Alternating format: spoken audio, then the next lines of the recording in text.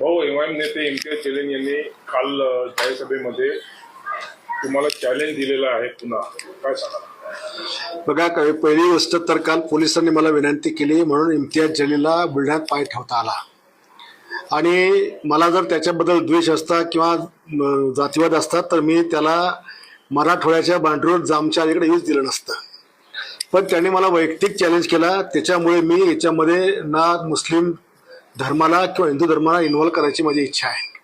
पण हा वारंवार जर मला चॅलेंज करत असेल तर माझं याला आव्हान आहे की तू तुझ्या धर्माच्या लोकांना पण आणायचं नाही, मी माझ्या धर्माच्या लोकांना आणणार नाही आणि तुला एवढी खादच आहे तर तू एक मला ॲप्रोच करून दे पोलीस महासंघाच्या नावाने की आमच्या दोघांच्या वादामध्ये आमचं दोघांचं काय बरोबर झालं तर आम्ही याला दोघे स्वतः जबाबदार राहू. आणि ना तुझं संभाजीनगर ना माझं बुलढाणा, तुला मी पत्र पाठवतो, तुला लेखी कळवतो, त्याप्रमाणे तो ॲप्रोच करून दे आणि मग आपण भेटूया आझाद मैदानावर. कोणात किती दम आहे, काय फैसला व्हायचा तो पोलिसाच्या साक्षीने होईल. दोघांच्या मध्ये तिसरा कोणीच येणार नाही.